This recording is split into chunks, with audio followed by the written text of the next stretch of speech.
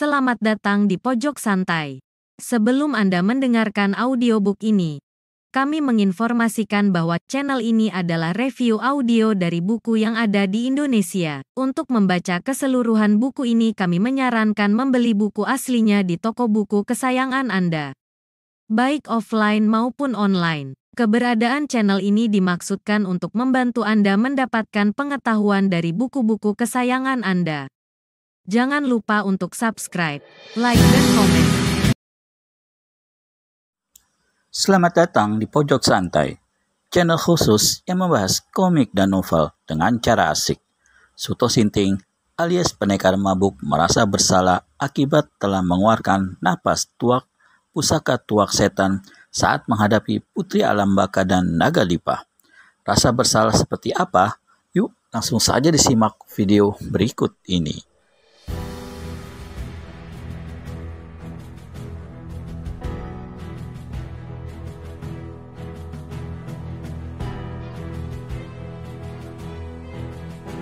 Ternyata dari atas tanggul dan diluncurkan dari busur seorang lelaki kerdil berambut jarang. Bagian tengah kepalanya tak ditumbuhin rambut sedikit pun, botak polos dan mengkilap. Tapi dari bagian atas telinga memutar sampai di telinga satunya lagi ditumbuhin rambut sedikit lebat. Panjangnya kurang dari batas pundak. Karena tak terlalu lebat, rambut itu seolah-olah bisa dihitung jumlahnya. Lelaki kerdil yang tingginya sebatas perut Suto itu melompat dengan gerakan lincah dan ringan. Dari atas tanggul, ia bersalto turun 2 kali. Kejap selanjutnya, ia sudah berdiri di depan Suto. Kepalanya mendongak ke atas, karena di samping pendekar mabuk lebih tinggi, juga karena keadaan pendekar mabuk saat itu di atas batu tinggi. Ia berseru dengan tangan masih menggenggam busur panah. Sedangkan tempat menaruh anak panah lainnya ada di punggung. Tempat menaruh anak panah itu terbuat dari kulit berbentuk kantung panjang warna hitam kecoklatan. Mempunyai tali pengkait yang membuat anak panahnya tidak jatuh berantakan walau dipakai jungkir balik di udara. Kaukah yang namanya Suto? Serunya sambil menyunggingkan senyum yang lebih tepat dikatakan sebagai seringai yang konyol. Suto melompat turun dari atas batu. Kejap berikut, ia sudah berada di depan lelaki kerdil yang bertampang tua itu. Dilihat dari ketuaan wajahnya, Suto menduga lelaki itu berusia antara 50 tahun lebih, namun belum sampai 60 tahun. Cukup waspada Suto memperlihatkan gerak-gerik orang aneh itu. Yang diperhatikan ternyata tidak menimbulkan kesan bermusuhan.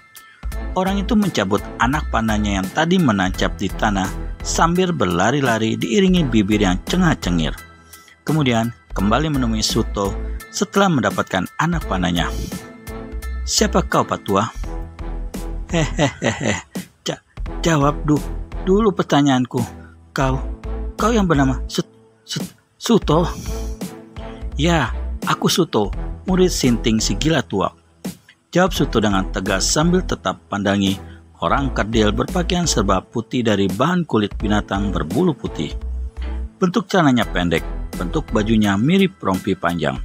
Semuanya dari kulit binatang yang menurut dugaan Suto adalah kulit beruang putih.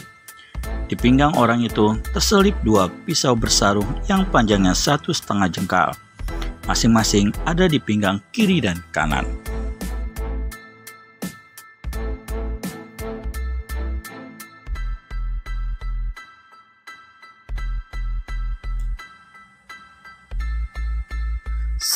Senang sekali aku bisa bertemu denganmu, Suto. Dalam hati, pendekar mabuk membatin. Orang ini bicaranya tersendat-sendat. Apakah karena dia gugup bertemu denganku? Atau karena memang begitulah lagak bicaranya?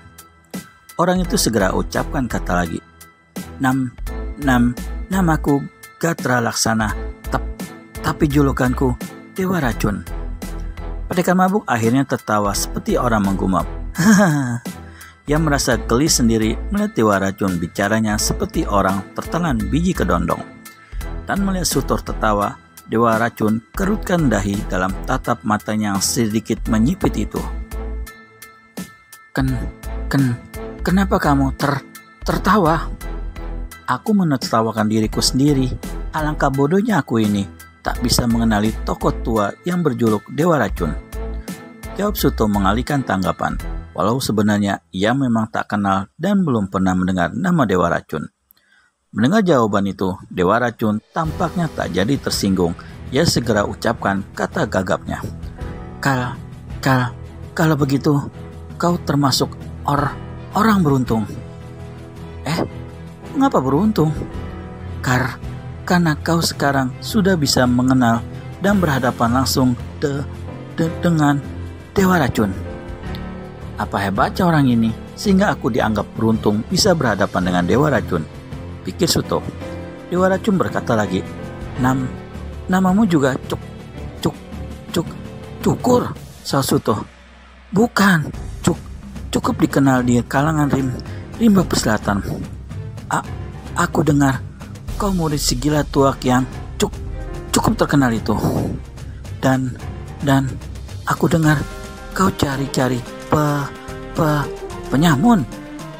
Bukan, perempuan. Ya, aku dengar kau cari-cari perempuan yang bernama Dia Sariningrum. Tersentak kaget, pendekar mabuk mendengarnya. Senyumnya hilang seketika begitu mendengar nama Dia Sariningrum disebutkan oleh Dewa Racun. Ia maju setindak dan rendahkan badan, setengah jongkok di depan Dewa Racun agar wajahnya sejajar dengan wajah si kerdil itu. Apakah kau mengenal Dia Sariningrum? Ya, aku kenal nama itu, jawab Dewa Racun. Tapi aku tidak tahu siapa dia dan di mana dia. Dari siapa kau tahu nama Dia Sariningrum? Dar.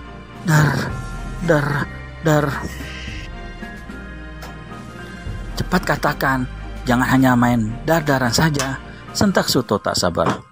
Maksudku, dari mulut peramal pikun. Pendekar mabuk tertegun sejenak. Ia berdiri dari jongkoknya. Terbayang wajah bermata cekung bertubuh kurus kering milik peramal pikun. Suto hampir saja melupakan seraut wajah pikun. Dialah orang yang menjadi kunci tentang rahasia nama Dia Sariningrum. Tapi apa perlunya peramal pikun memberitahukan kepada Dewa Racun? Apa maksudmu menemuiku, Dewa Racun? Tanya Suto.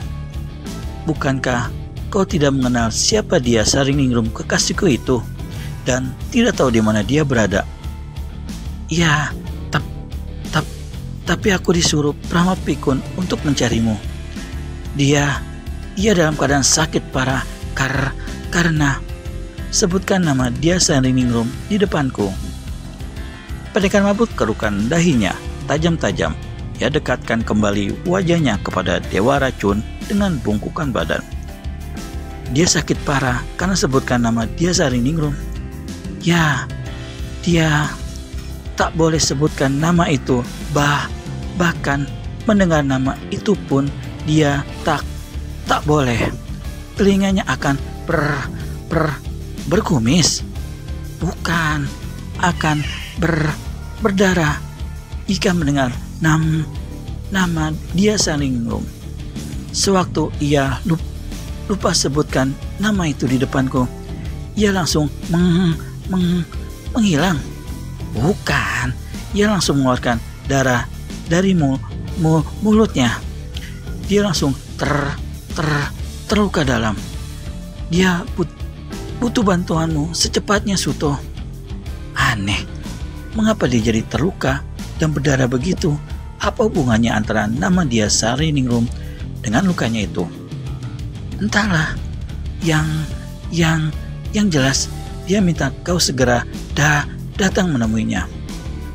Suto menarik napas panjang.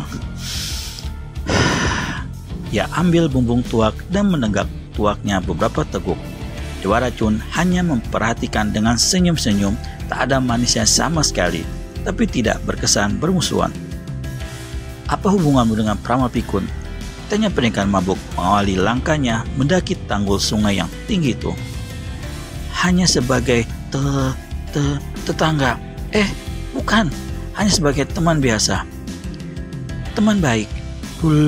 Dulu dia pernah tolong aku dan aku pun pernah selamatkan nyawanya dari bahaya racun. Sejak itu kami mengikat tali persahabatan yang cukup baik. Pendekar mabuk menggumam sambil manggut-manggut. Terbayang lagi dalam benak Suto Sinting wajah seorang perempuan yang pertama kali hadir di alam semadinya itu. Apa gerangan yang akan dilakukan Suto Sinting alias pendekar mabuk selanjutnya? Akankah dia mendatangi Pramana Pikun dan menolongnya? Temukan jawabannya di video selanjutnya hanya di channel Pojok Santai. Segera subscribe dan tekan tombol lonceng untuk mendapat notifikasi video terbaru dari kami. Terima kasih dan sampai bertemu kembali.